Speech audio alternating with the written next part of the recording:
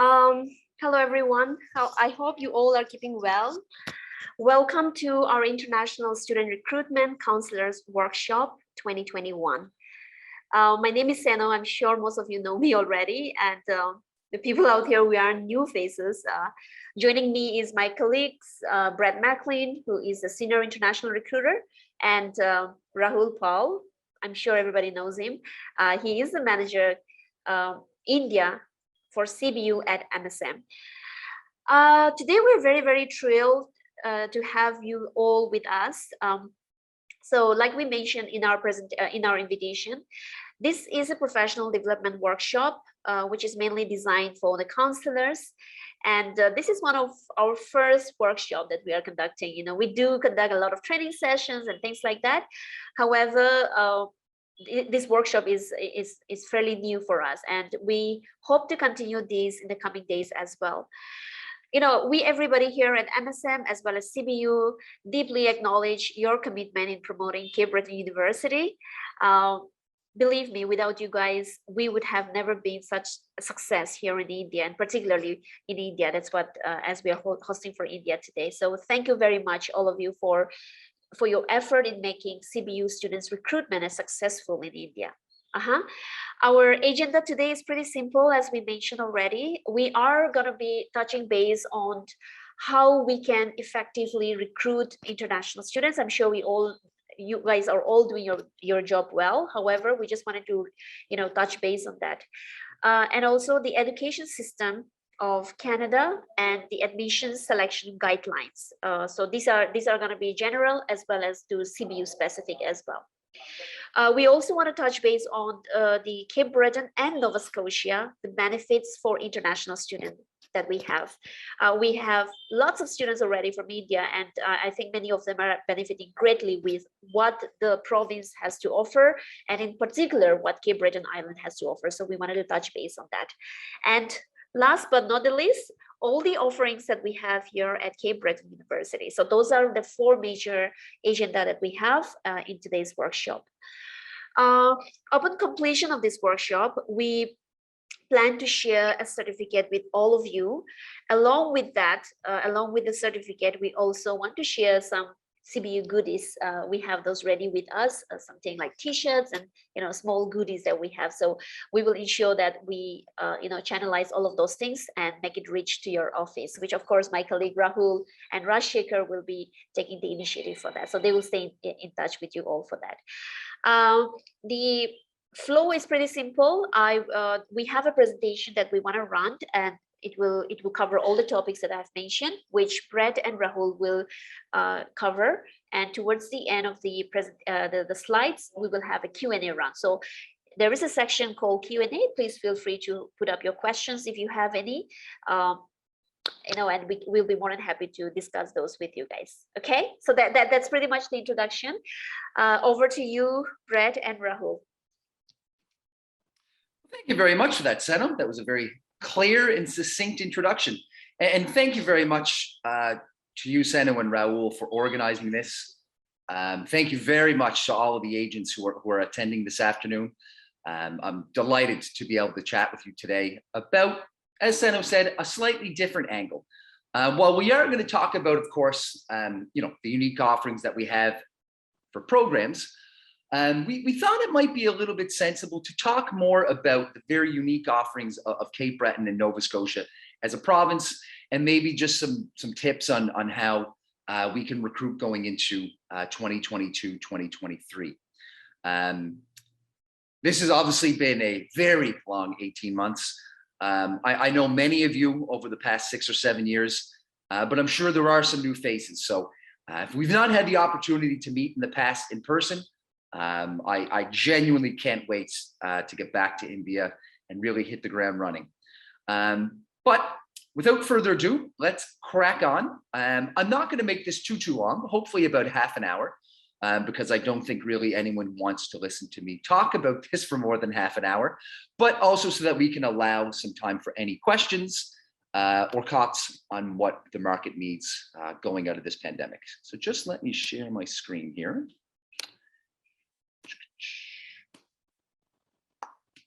All right, there we go. So can you see that all right there, Seno and Raul? Is that up? Yes, we can see it. Perfect. Okay. So some of you may be familiar with parts of this presentation. It's kind of an old meets new slide. But the first thing I want to talk about, of course, is education in Canada. You're all very familiar with the Canadian education system in general, and probably Cape Breton University. But of course, Canada is a very large country, and the education sector, as well as lifestyle, is very different from province to province. 98% of the universities in Canada are publicly funded, government-regulated universities. I'm sure some of your agencies are working with some of the private schools, such as University of Canada West, perhaps the Toronto School of Management. They are some of the private schools in Canada. They would fall into that 2%. But Cape Breton University, along with almost every other university in Canada, is a publicly funded, government-regulated institution. And I'm not trying to take away from the private sector, but I think we do have to recognize there is a college versus university, public versus private, undergraduate versus postgraduate, okay? And I think the best way to start off with this is looking at the government universities or public universities versus the private. And I would say the big difference is that in order to be a publicly funded university, you need to be accredited by a regional body or a regional government body. In Eastern Canada or Atlantic Canada, that's called MPHEC, or the Maritime Provincial Higher Education Commission. And what that does is that it gives public universities a much wider global recognition. Certainly, if you want to stay and work in Canada after you graduate, having a public university accreditation is going to be very important. But also, if you want to go to the United States, the European Union, to Europe, or to other parts of the world. This doesn't necessarily come with a private education. So that is number one, something to consider. The second is going to be college versus university. I'm sure a lot of you are working with some of the colleges either in Ontario, Alberta, British Columbia, places like Centennial, Humber, maybe places like NAIT or SAIT in Alberta. And in Canada, the college sector is very much a place that offers shorter programs that are typically more hands-on. These would typically be 2-year programs, either for students directly out of high school or for students that already have a university degree and are looking for some kind of top-up or a postgraduate opportunity. For the university sector in Canada, we're typically longer in program length, usually at least 3 to 4 years for the undergraduate programs directly from high school. And they're typically more theoretical or more research-based. A lot of our students that do the undergraduate programs often go on to do a master's or a PhD at another university, or are coming into a program that is longer in length. These would be programs like your Bachelor of Business in Accounting, Marketing, Finance. This would be your engineering programs or your public health programs. In saying that, we've also probably 4 or 5 years ago, at the recommendation and consultation with agents like yourself, developed what's called post-baccalaureate programs. And a post-baccalaureate program is pretty much the same in length as a postgraduate program, but postgraduate programs are for students going into the college sector, whereas post-baccalaureate programs are students coming into the university sector. And a post-baccalaureate program is actually accredited higher than an undergraduate degree, but less than a master's. So the students that are looking for that post-baccalaureate program that might be considering a postgraduate program at a college should look and see what kind of program fits their kind of aspirations. Obviously, I'm quite biased when I say this, but a post-baccalaureate program is accredited higher because it's from a university rather than a postgraduate diploma from a college. If you do consultations with the Canadian Embassy, they will often tell you that they give preference to the public university sector rather than the public college sector. Whether that is true, the data is still out. But I know that the Canadian government has said publicly that they are trying to direct students to Canada more into the public university sector. Again, the college sector in Canada is excellent. Certainly Nova Scotia Community College in Nova Scotia is a significant partner that we have. And I would also strongly recommend students that are looking for that shorter term applied education do consider the college sector in Canada, but certainly the public university sector is what our focus is on. Considering that, and we will certainly talk about questions in a moment. So next is, there we go, sorry. Why Cape Breton and why Nova Scotia? I mean, if you look at Canada in general, I'm sure you have partnerships across the country. The provinces in Canada, I think, have a very different cost of living. They have a very different climate, but they always have a very different personality. But probably similar to India, if you're down south in maybe Andhra Pradesh or in Tamil Nadu or Kerala, it's a very different way of life or a very different pace of life than, say, perhaps in the north up in Punjab or maybe in the far east in West Bengal. It would be very similar in Canada. Depending on what a student is looking for in terms of their quality of life or their pace of life is where they really should consider living in Canada. The good news is the public university sector in Canada, no matter where you study, is going to be excellent. What is going to be different is your tuition, your cost of living, and your pace of life. And I'll kind of give you an example for that. Toronto, Vancouver, Calgary, Montreal, those are the larger cities in Canada that typically have a much higher cost of living, are much more fast-paced, and of course are a lot more expensive. If you do read the media and the news in Canada, you'll see that Toronto and Vancouver at the moment are two of the most expensive cities in the world to live in. So when you're counseling a student, you may have a student that says, I want to go to Canada, but this is my budget. Realistically, if a student's budget is $25,000 or $30,000 a year, they are absolutely priced out of the market for probably most major cities in Canada. Similar to India, if you want to live in Bombay, if you want to live in Delhi, Calcutta, you know, there is a certain cost of living that comes with living in those cities. It will be very similar to Canada. The good news is that Nova Scotia is actually considered the education province in Canada. We have the most amount of universities per population, with 10 public universities. We are one of the oldest provinces in Canada, with universities going back as far as the 17th century. And it's certainly something that we're quite proud of. We often have a lot of students coming from larger parts of Canada, like Toronto, like Vancouver, just to study in Nova Scotia, because it is a bit more laid back, and it is one of the oldest and more established provinces in Canada for university.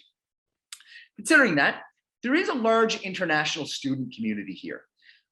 It's a very safe province to live in. We're less than 1 million people, but it's also very accommodating to newcomers, whether you're from Ontario, whether you're from India. It's certainly a place to live that is more laid back, more slow paced. You can probably get most places without less than half an hour worth of traffic, but this might also be a con for a student. If a student is looking to live in a city of 4 or 5 million people, this is definitely not Nova Scotia, and it's certainly not Cape Breton. Those students, I think you need to manage their expectations for probably a city like Vancouver or Toronto. But if a student does come to you and says, look, I'm looking to move here with my family, or I'm looking to move to a place that, you know, post-graduation has a bit more opportunity because there isn't as many Indians or many other subcontinent communities living here, this is something that we certainly can offer. For those of you that might not know, Cape Breton is a region of Nova Scotia. So for example, there's 10 provinces in Canada. Nova Scotia is the province, and Cape Breton Island, or the peninsula, is the far eastern region of Nova Scotia. So when we say Cape Breton, I'm just referring to a region of Nova Scotia. And the second city in Nova Scotia is called Sydney, kind of like Sydney, Australia. And that is on Cape Breton Island. So if students are asking about Nova Scotia or Cape Breton or Sydney, we're all talking about the same thing. Now, one of the other things that students might be asking you about is cost of living. Generally, Canada is not a cheap place to live. Canada is quite an expensive place to live. But of course, if students have their heart set in Canada, but are on a budget, they may want to look at places that are a bit more affordable to live without living in the middle of nowhere, for lack of a better word. Cape Breton and Sydney does have an international airport. You can fly directly from Toronto to Sydney. So you might only have 2 flights to get here: Delhi, Toronto, Toronto, Sydney. But of course, the cost of housing and the cost of renting an apartment is going to be much, much lower than, say, other larger parts of Canada. So that's something to keep in mind. Another thing that has been really driving a lot of international student demand to Nova Scotia is our unique postgraduate work permit opportunities and our immigration opportunities. There has been a real push by Ottawa and our federal or central government to get people that come to Canada to go to other parts of Canada than just Montreal, Ottawa, Toronto, and Vancouver. And to give them reason, or to give them an incentive, certain provinces like Nova Scotia have reservation for people that have a better opportunity or a better pathway to permanent residence. And what programs that Nova Scotia has, and you're probably familiar with, are programs like the Study and Stay program, the Atlantic Immigration Program, or AIP, the Provincial Nominee Program, or, for example, extra seats for express entry. And the way that this works is that, for example, if you have a student that goes to a college in Alberta or Ontario, when they graduate from their college or their university, it can take them 5 years to get that permanent residence if they stay in Ontario. Students that come and study in Nova Scotia, because they're studying in Nova Scotia, they're eligible to apply if they meet some certain criteria within 6 months of graduation. So what we're seeing is a lot of students coming to Nova Scotia because they know that they're coming to Canada for settlement options. And the best options are now in provinces like Nova Scotia, okay? The other main reason is, and this is more certainly something we've done in Cape Breton, even more so than other places in Nova Scotia, is we've really designed over the last few years programs that align with what the labor market wants. We've accredited our programs in business analytics, supply chain management, healthcare management, our hospitality and tourism management, our epidemiology programs. These are all programs that when students graduate, there is a huge demand from employers. And there's a couple of links that I've put up here because I know there's a misconception that Nova Scotia doesn't have jobs or that job opportunities are less than in other parts of Canada. I would say that the real amount of jobs is definitely less than other parts of Canada because we have just under 1 million people. But we also have significantly less competition for those jobs. So I would say this: if your students are asking you, why should I consider Nova Scotia? Are there job opportunities? Are there part-time job opportunities while I'm studying? I would direct them to some of these links that I've posted here. And we'll share this PowerPoint with you, but also to details of the university sector in Canada, okay? Now, in terms of Cape Breton, relative from other parts of Nova Scotia, we are a must-see destination according to National Geographic and the World Tourism Institute. We get a lot of tourists here, millions of tourists pre-pandemic, typically from the United States and from Europe, that come for our beach resorts, our golf resorts, our ski resorts, that typically come for nature, things like that. Considering that, if you are looking for, a city, like I said, of 2 or 3 million people, this is not what we offer. So it is important to manage your students' expectations of what kind of pace of life they're going to expect. I know we are getting into the presentation that some of you may have seen already, so I will make this a little bit faster. But again, weather and climate coming to Canada, obviously you're briefing your students that it is going to be a change of climate from India, for sure. But I am happy to tell you, Nova Scotia is the warmest province in Canada. Because we're on the Atlantic Ocean, we do stay relatively warm in the winter, with temperatures going to about -5, -6. But of course, that is going to be still cold if you're coming from Kerala. In terms of the university experience, like I said, we are a public university, but we are smaller. We're only about 6,000 students in pre-pandemic. At the moment, we are down a few thousand. We're at about 4,000 students starting in September. We are going to be full in person in September.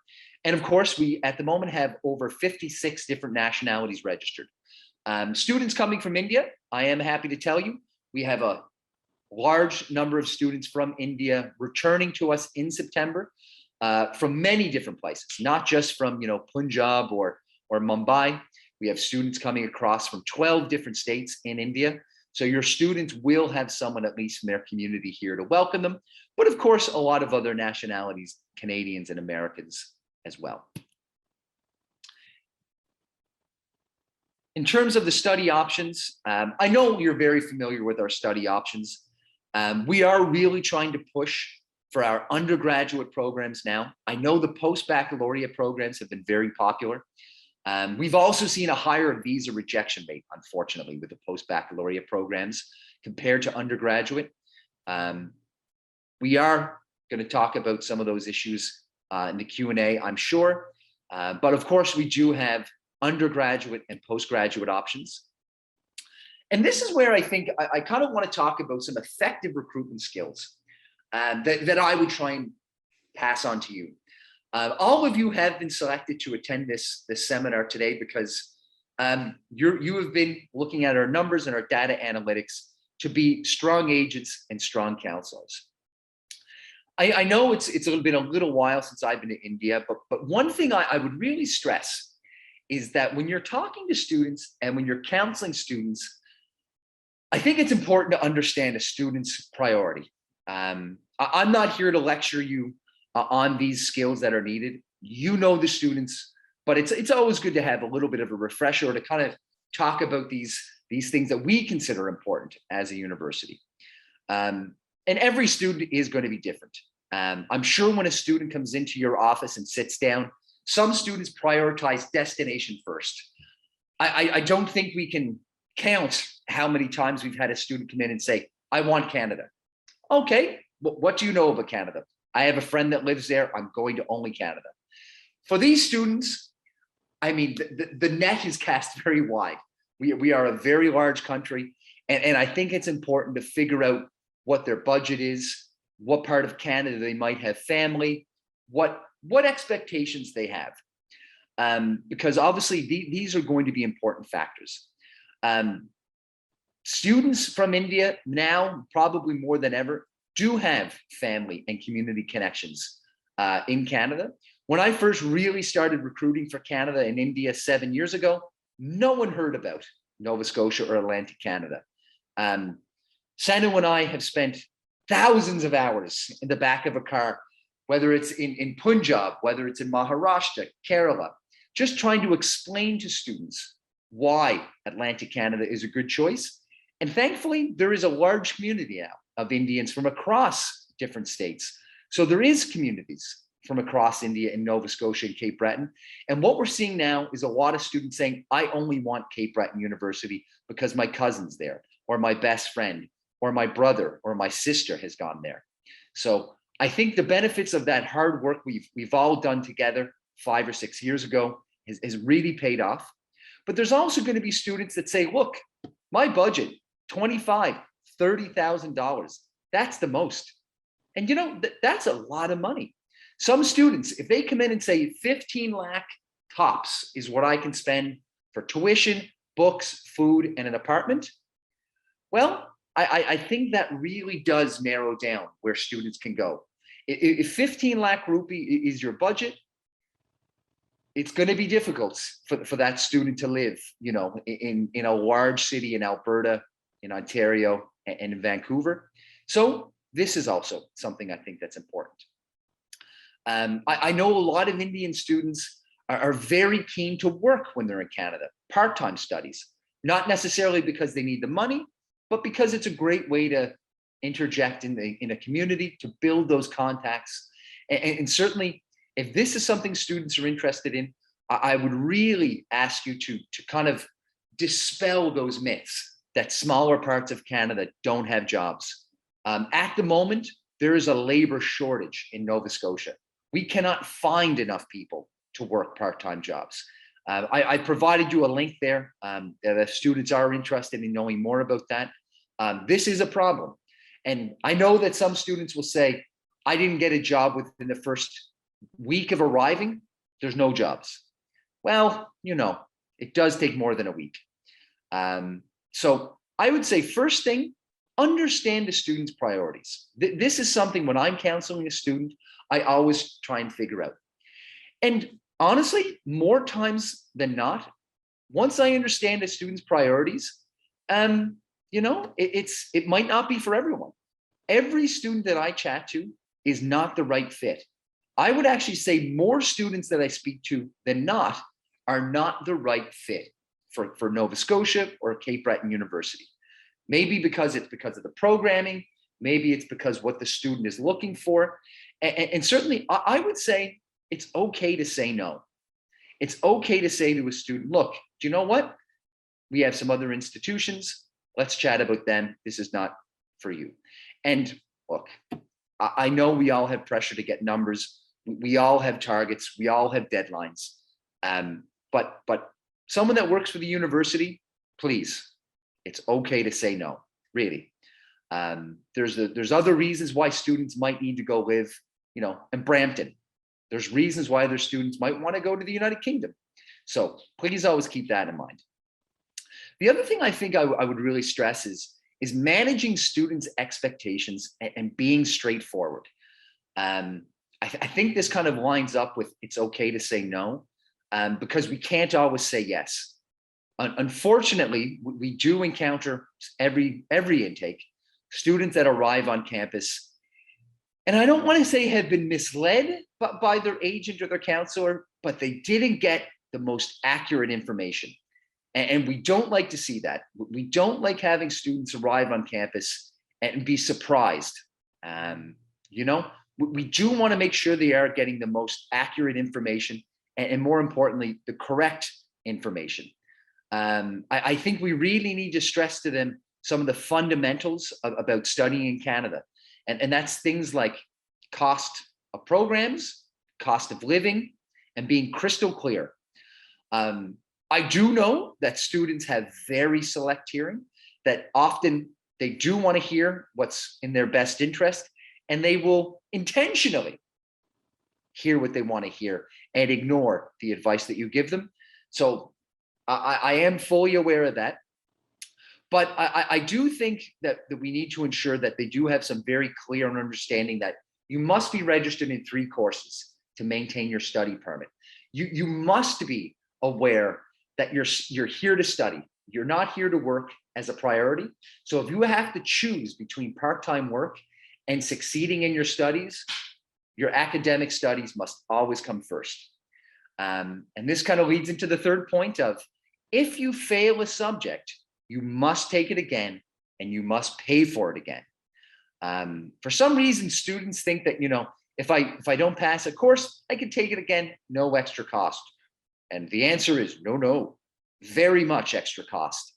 All of those part-time hours that you worked, all of that money you made is now wasted because you have to take that subject again.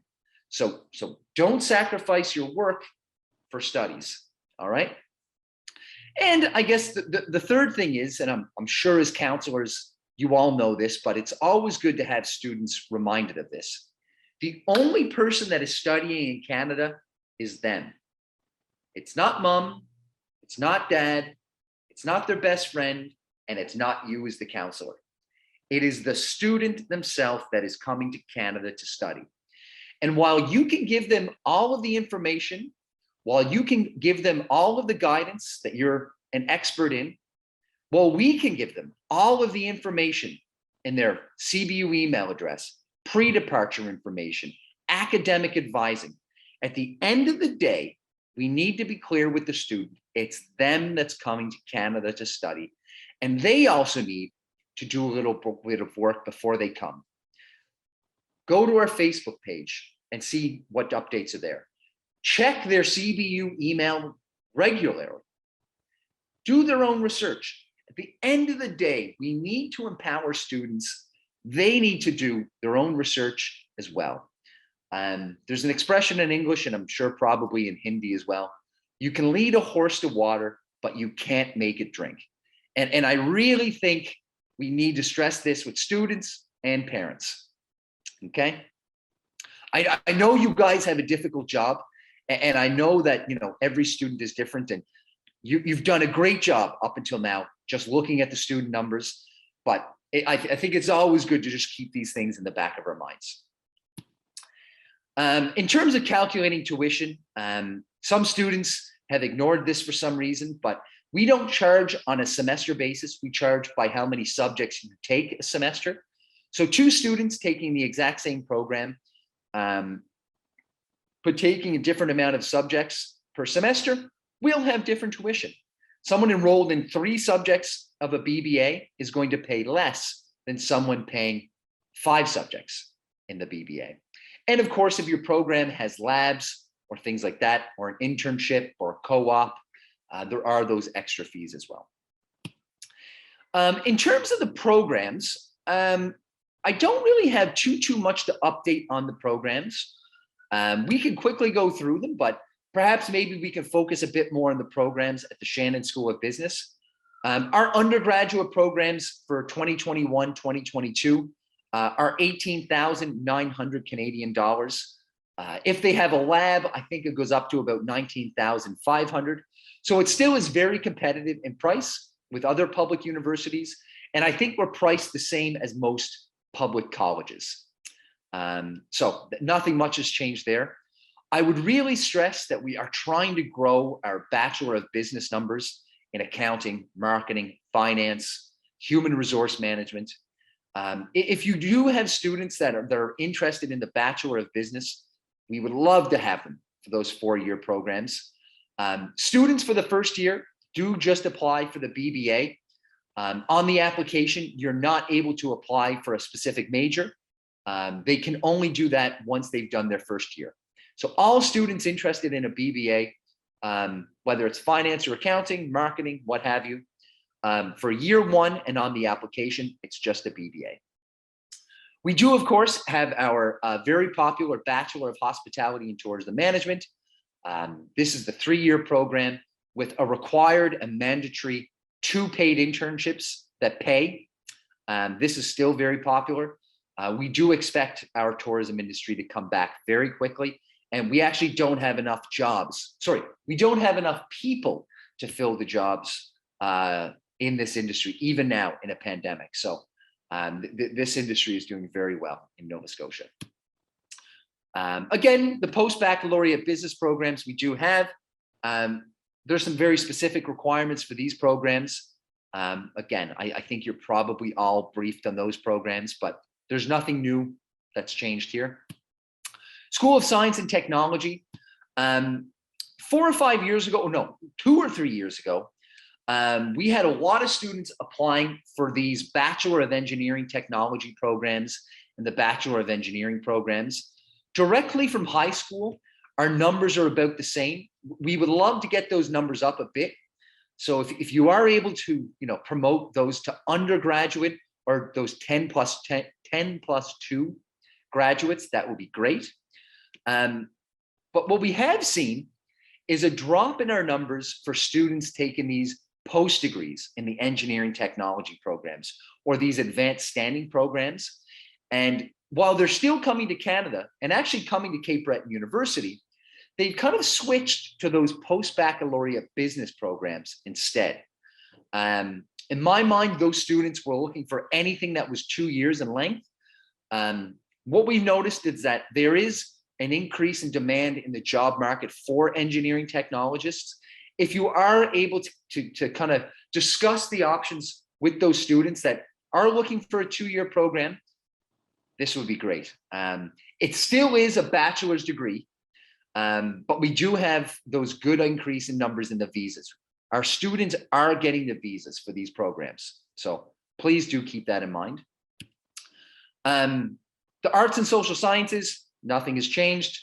I understand these are not hugely popular programs in India or the subcontinent, but we do have some unique offerings in the Bachelor of Arts and Science in the Environment.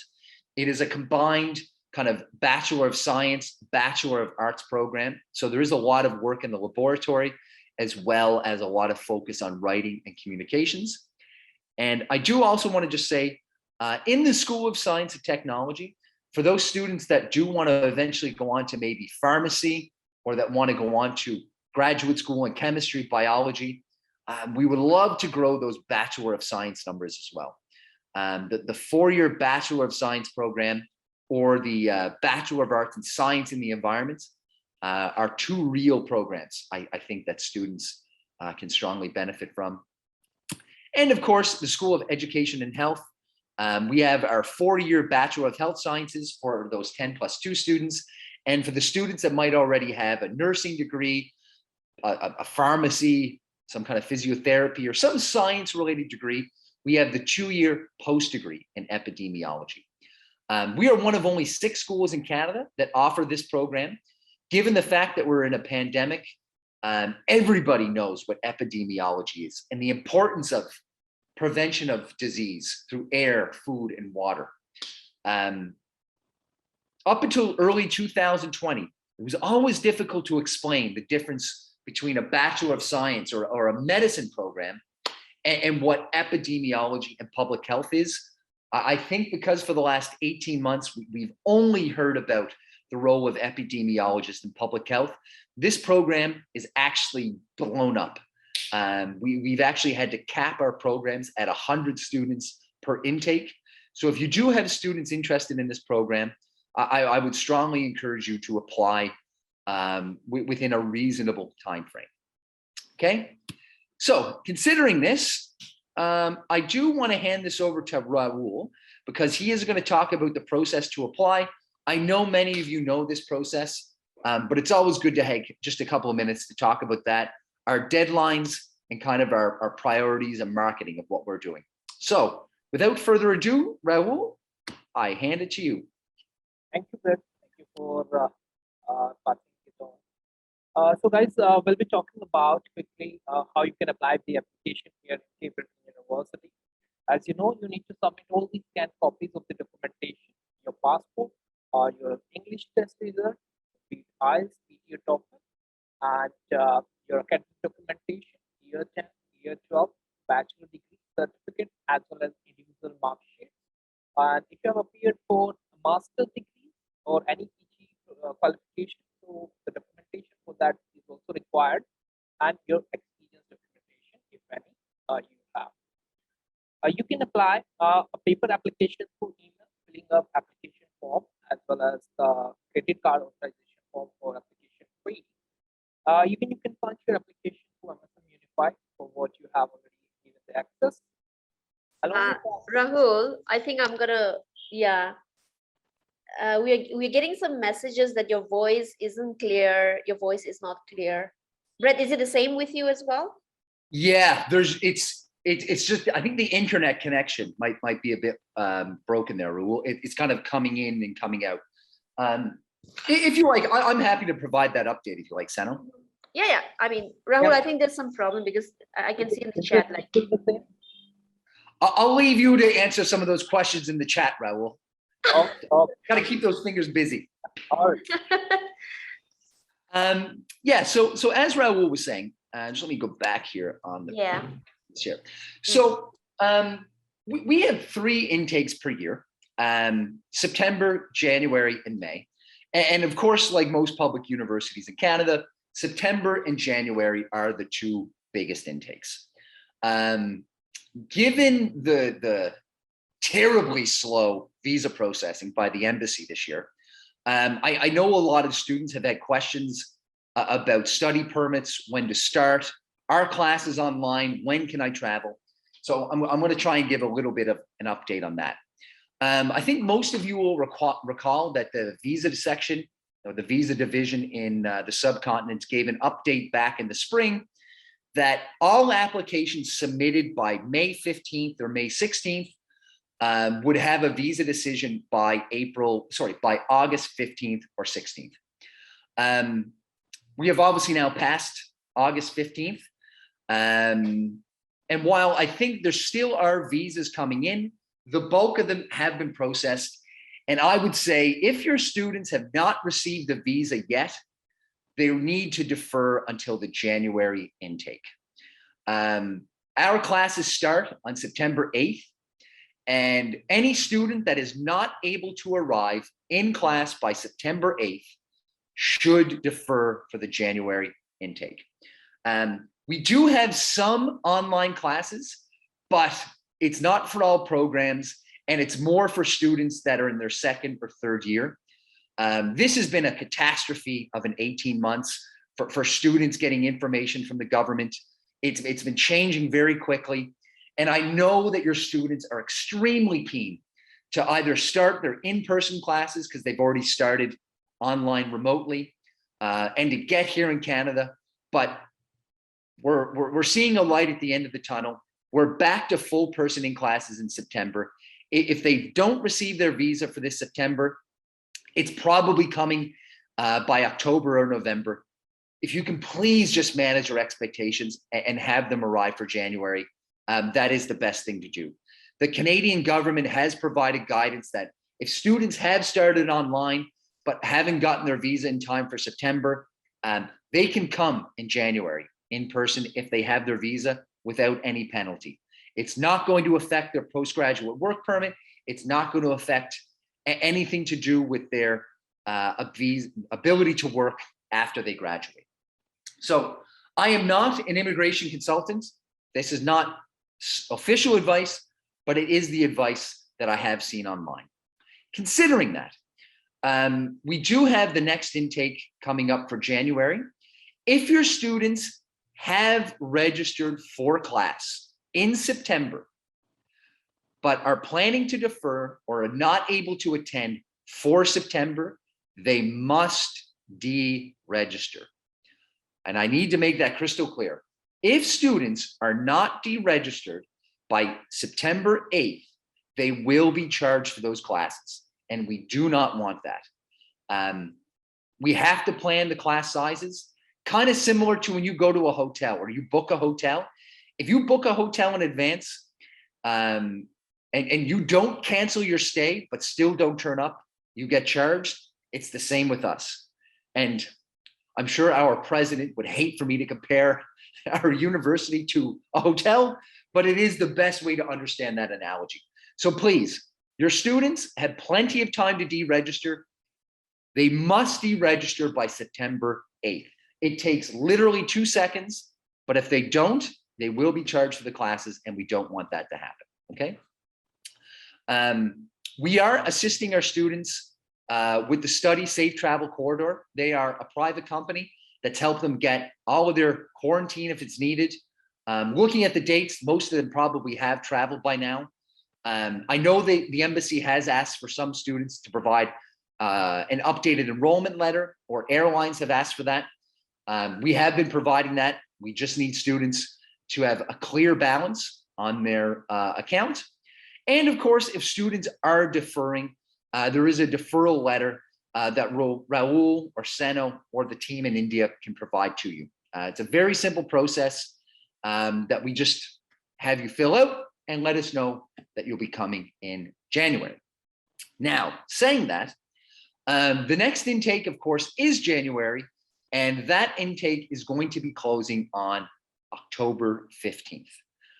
Any students that are looking to apply for the January intake must have all of their documents and application into the team and admissions office by October 15th. Similar to every other intake, applications are submitted to the team in India along with all supporting documents. and they will submit that for you and have it processed there. And our admissions team in Canada will review. I think that is mostly it, Seno. Is there anything you want to add, or is there anything that I may have missed? No, I think that's pretty much cover the agenda that we have for today. Okay, so if we're done with the slide, what we can do is probably take some questions. If you guys have any question, please feel free to put it up here. We do have a question over here. I can just read it out and, you know, you guys can, Sure. Yeah. So this is a question that came in from Venkat. It says, I have been told that the crime rate is high in Canada and students often get robbed, beaten. How serious do you think is this issue, especially in Sydney region? I think it's a concern, Venkat. Sure. We understand that. So Brett, if you can just answer to that a little bit, yeah. Sure, yeah. So my experience with crime in Canada has been next to none. I think most of the data shows that Canada has one of actually the lowest crime rates in the world, even in major cities like Toronto, Vancouver, Ottawa. I know the data has pointed that violent crime has been actually declining drastically over the past 25 years. And in particular, smaller regions in Canada like Nova Scotia, New Brunswick, Newfoundland, Prince Edward Island actually have the lowest crime rates in Canada. So anecdotally, my experience with crime in Canada has been I've never experienced any, whether it's violent crime or pickpocketing. And I think the data also points to a very, very low crime rate in Canada. In saying that, you know, crime does happen in Canada. We have people that live here. You know, I would caution anyone, you know, don't go to some parts of town in larger cities at late at night. But for the most part, you know, I think if you use your own sensible judgment, it's a very safe and calm place to live. Cool. The other one that we have here is related to the IELTS. And I know that this has always been a lot of questions from the counselors and also the student as well, not to forget. So here it says, can we still apply with MOI? MOI. I think I'll just take the answer. Yes. The IELTS requirement for Cape Breton University is 6.5 with no module less than 6. However, for students who have studied English for a minimum of 2 years, they are able to apply with the MOI.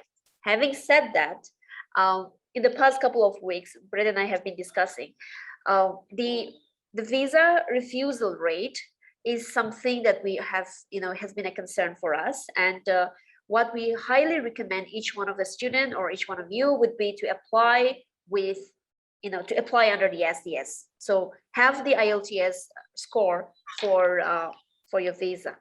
Okay. The next question here is, do you accept condition admissions like if 12 student class, I mean, do you accept condition of letter? Again, yeah. Oh no, go ahead, Seno. So these are admissions question. I can just take it. Yeah. So unfortunately, at the moment, we aren't able to accept any condition of letter.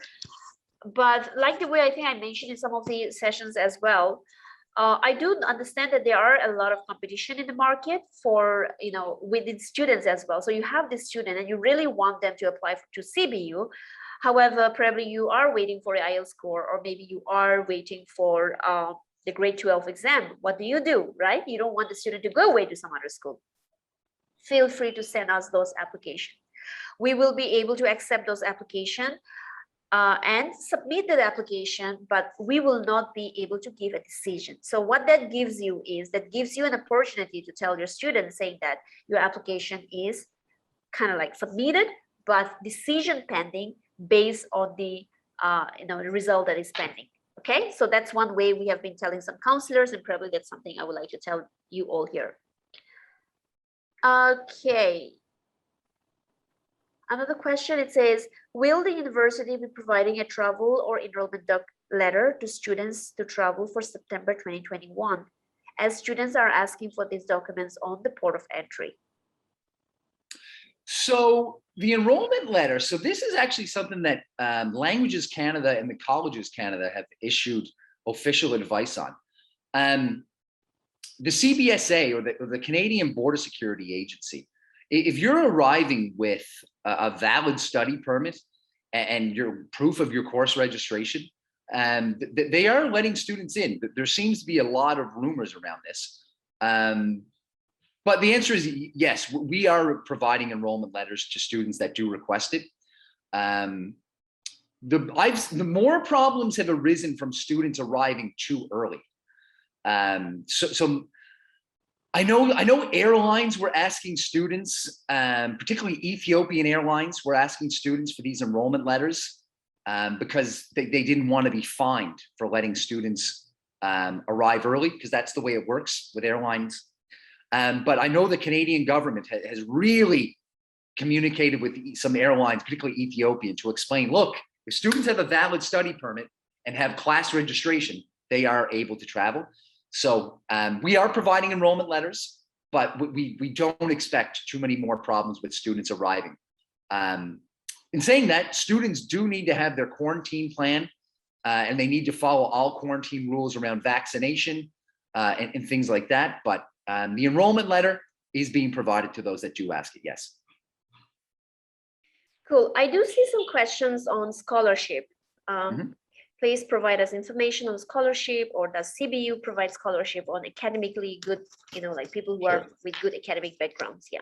Yeah. So, I mean, we do have scholarships available, but we have more bursaries that are available. And bursaries, scholarships are typically renewable, and they're usually for all 4 years. Whereas bursaries are something that we often give to students in course, or once they've arrived and have done a semester or two.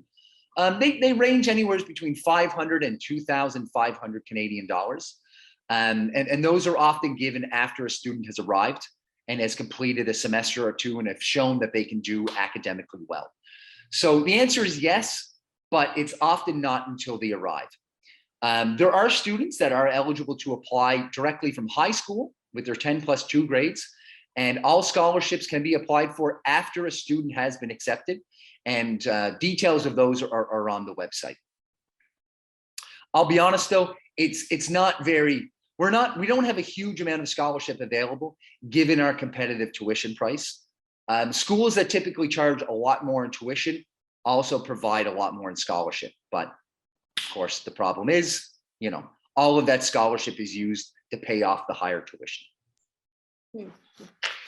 Thank you. The next is credit transfer. So we have a counselor asking about credit transfer programs.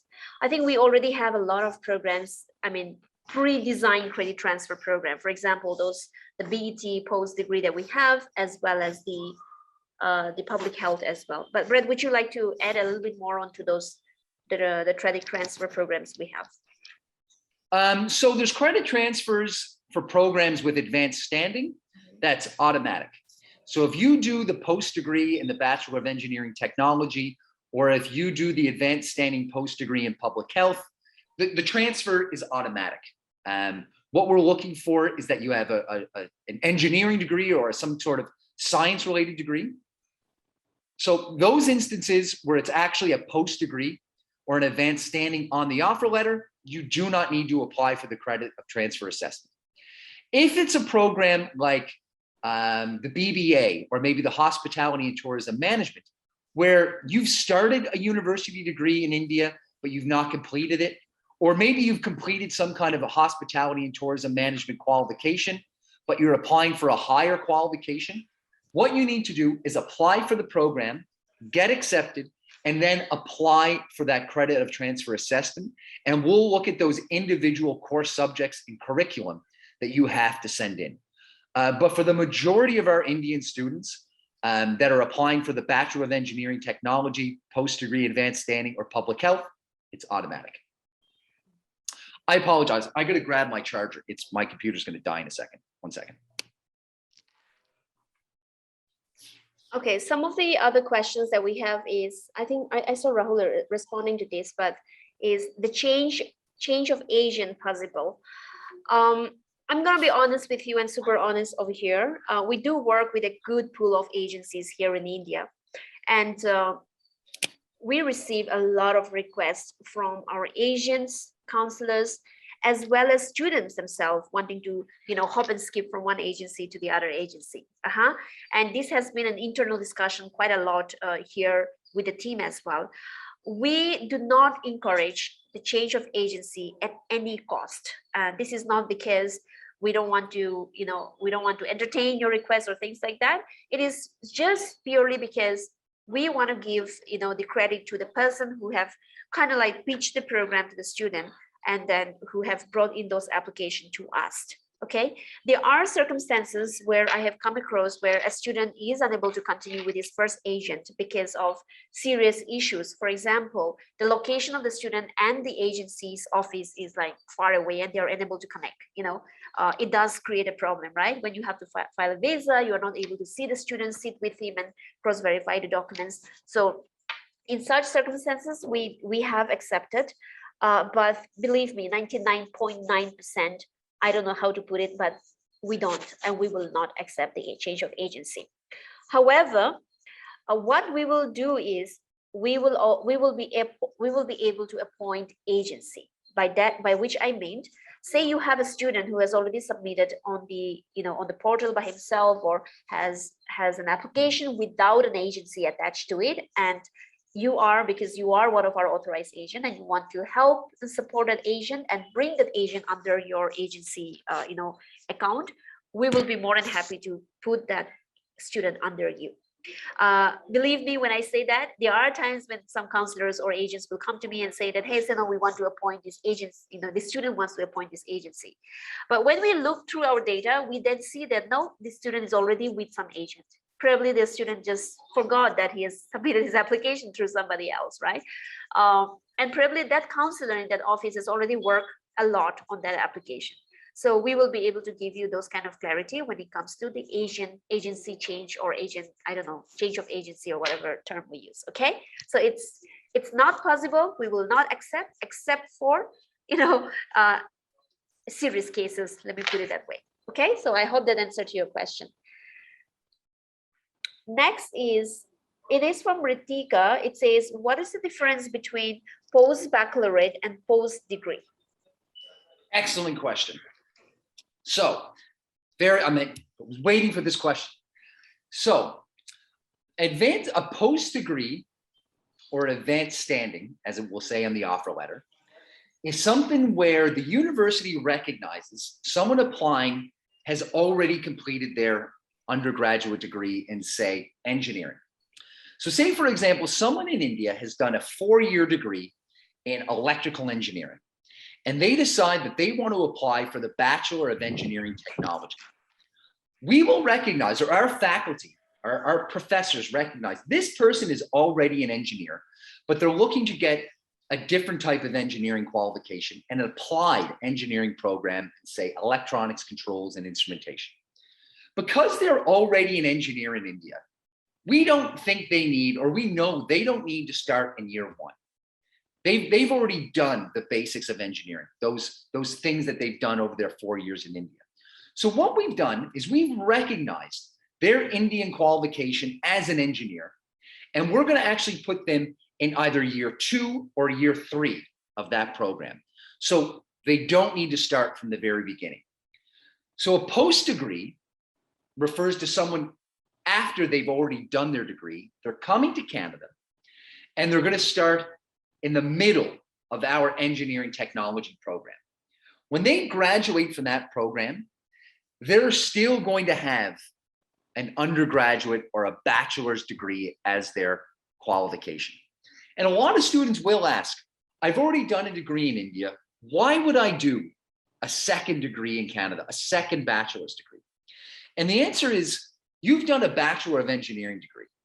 Now you're getting a qualification in engineering technology. It's a much more applied or a very different skill set than a Bachelor of Engineering, but also because getting into a Bachelor's of Engineering in Canada or a Master's of Engineering in Canada is very, very difficult with a foreign qualification. You often almost always need a Canadian or some kind of North American qualification. The other reason is, if that student's ultimate goal is to work in Canada as an engineering technologist without starting all over again or spending, $80,000 on a master's. This engineering technology qualification, or for that matter, the public health advanced standing post-degree qualification, is going to do that for them. So that is what that qualification is. A post-baccalaureate program, the same length, 2 years, is actually accredited by the government as a separate qualification higher than a bachelor's degree. When you graduate from the post-baccalaureate program, this is an accredited program higher than a bachelor's, but less than a master's. So different students will have different requirements. For those students that simply want to get a new qualification, an applied engineering program, or topping up their pharmacy degree with, a public health qualification, that's why we offer that program. For students that might have some kind of business qualification or an engineering qualification, but want to get a separate but higher business qualification, this is where those post-baccalaureate programs come in. And if I'm being quite honest, most people that do the post-baccalaureate business programs do this program because they do not want to write the GMAT. We have a very good Master's of Business Administration, or an MBA in Community Economic Development, but we have a strict 500 minimum GMAT that many students, when they hear that, do not want to write the GMAT. So they want a qualification that's higher than a bachelor's, but without having to do the GMAT, and that's where the post-baccalaureate business programs come in. I hope that's clear, but I would really encourage you. We need to counsel the students that if they're doing the advanced standing or the post degree, their qualification when they graduate or when they pass out is still going to be a bachelor's qualification. And they are getting the visas. The embassy is very, very much aware of these qualifications and why they benefit the student. Seno and Raul and I have spent a lot of time speaking with the visa division and explaining these programs. So please don't fear that your students are going to get a visa rejection for these. We've worked a lot on that. Okay, we do have another question over here, which is related to BSc nursing, and this is of Casper test. So it's from Mandeep Kaur. She says, do you provide Casper test paper samples to a student who wants to apply for the BSc nursing? Honestly, we don't do anything for nursing applications. It's not something I recruit for, because we get about 500 applications every year for about 90 seats. There's reservation for Nova Scotia residents first. That includes students from India that have lived in Nova Scotia for a year. So if you're a student that is in the public health program, you've done year one, you've lived in Nova Scotia for a year, you have an address in Nova Scotia, you get reservation if you want to apply for year two and transfer into the nursing program. But for students that are applying directly from their home country, if you're not from Nova Scotia, we take about 3 or 4 students a year. The Casper exam is something students do have to write, and it's something they have to register for on their own and submit the score by the end of February. So from a very pragmatic and practical point of view, any students that want to study nursing, there may be other institutions in Canada, but Cape Breton University would not be one that I advise. I would advise them to apply for the public health program, do 1 year of that, and then while they're in Cape Breton, apply for a transfer into the nursing while here, because they'll have a much, much easier pathway that way. Just to add to what Brett has mentioned, Mandeep, nothing to discourage you, but it's just that in my entire working with CBU, and I'm sure Brett will agree with me, I haven't seen anybody getting through the BSc from their home country. I haven't seen anybody. The only person, because we are for India today, the only Indian that I know have gone through is one from Punjab who went through the BH, like the public health, and then from there he transitioned to the BSc nursing. That's the only way, and that's only one student in my entire 6-7 years now. Okay, so it's Parkeet Brar from Farid course in Punjab. It was so rare. I We know the remember, name. I know his name. I know his village. I remember his mom and dad. He's graduated. He's actually working at the Cape Regional Hospital in the ICU as a nurse. He was the president of our student union. He was an exceptional student, very charismatic, very smart. But even this student applied for public health first and then transferred once they got here. Sorry, Sam, I just wanted to throw that in. No, yeah, but he was the only student that we had who made it to the nursing program. So, Mandeep, just to let you know, that's how it is. And also the percentage and things that you see on the website, those are the minimum. Yeah.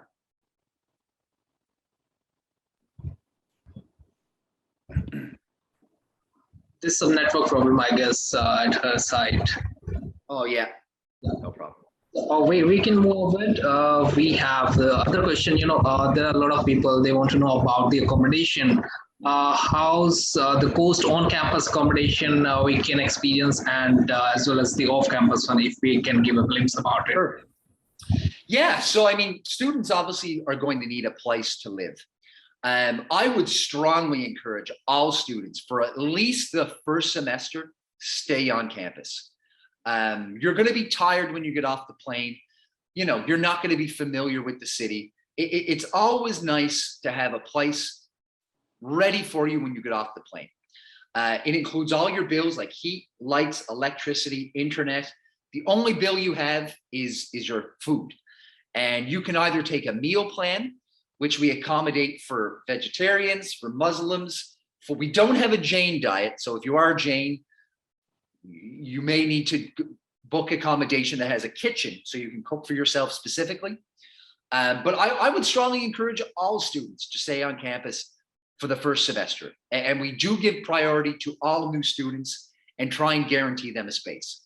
Considering that, Indian students almost exclusively try and make their own lives difficult and want to live off campus because you can save $30 a month.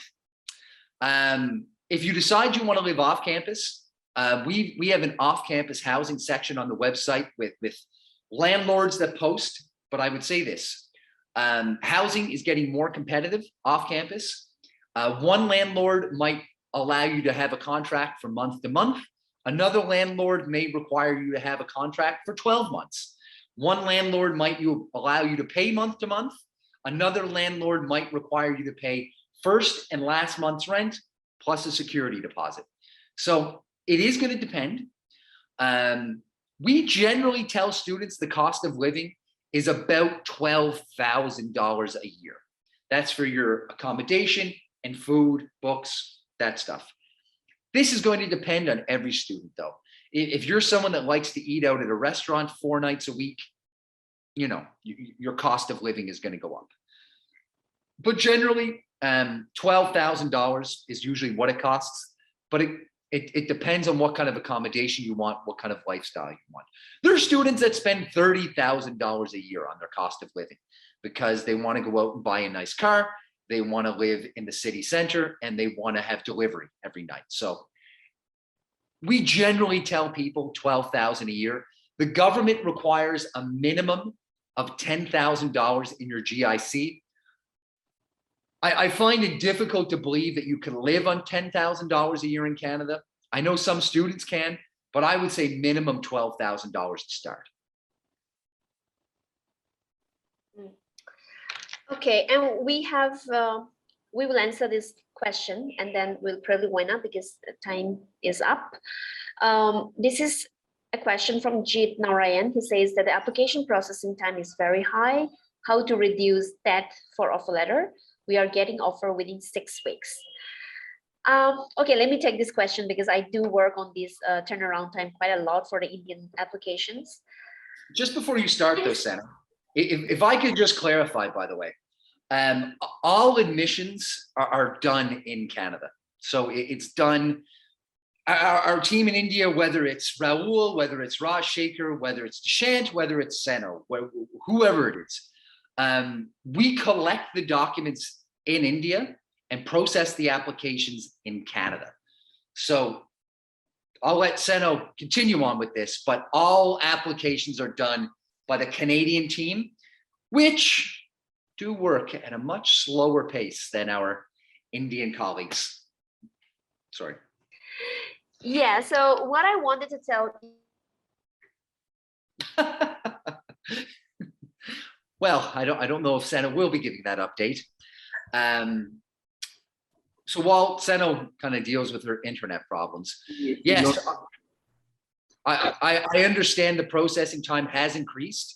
We have tried to keep it to a minimum of 2 to 3 weeks maximum. If it's at 6 weeks, please do get in touch with the team, because 6 weeks is way too long. I know a lot of institutions, particularly the colleges, are doing it in 5 business days. Oh, Seno's back. I would say 6 weeks is unacceptable. It is summer.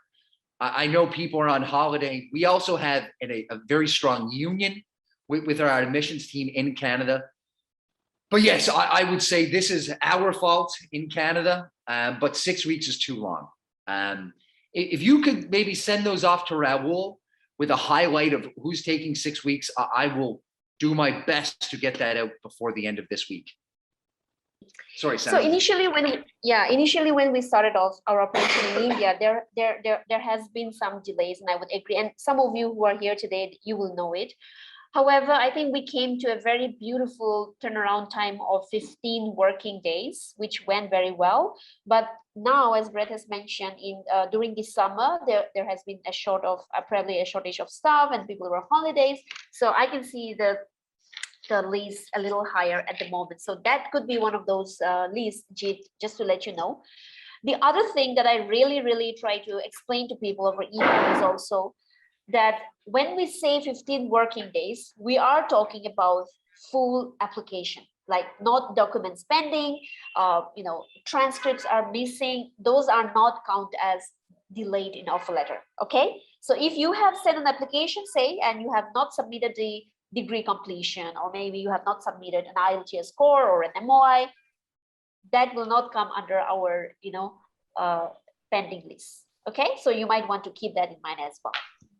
I'm happy you mentioned that, Seno, because if you submit an application, say on August 1st, and you're applying for the Post-Baccalaureate in Supply Chain Management, you provide the application and the transcripts on August 1st, but you don't actually provide the certificate of completion of their undergraduate degree until August 21st.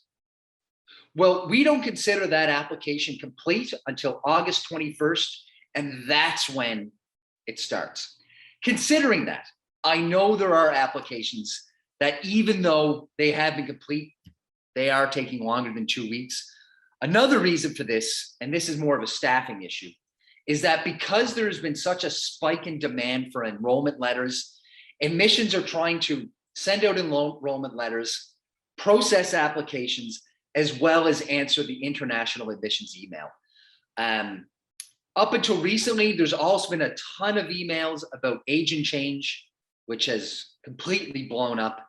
So I certainly don't see this admissions processing time as staying this way. We will get this down, but there are a few reasons for that. So just that is why. Yeah, and in the past couple of, I would say in the past couple of intakes, we have expanded our admissions team here in India. I'm sure many of you are in touch with Megavi, Rishabh, and all these people. We have like 5-6 people working just in the admission.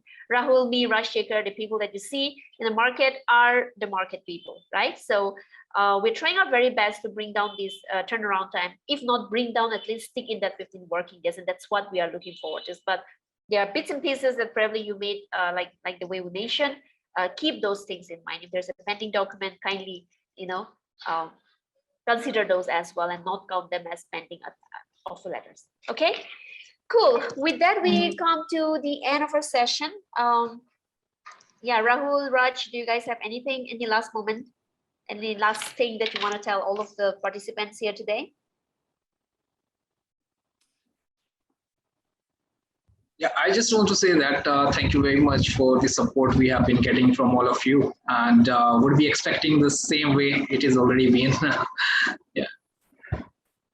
Yeah, no, same as. I just want to say really appreciate all of your time and patience we are trying to find, new value adds on how we can meet up. I do respect your time, and you do work with other institutions, and all of your support for Cape Breton University in Nova Scotia is greatly appreciated. And I look forward to finally getting back in the market in 2022 and meeting up with you. You will be receiving a lot of stuff in the post sooner than later, whether it's pendants, new view books, brochures, marketing material, pens, posters, all of that stuff. So just from the bottom of my heart, thank you very much for everything. And hopefully we can find a reason to get together sooner than later.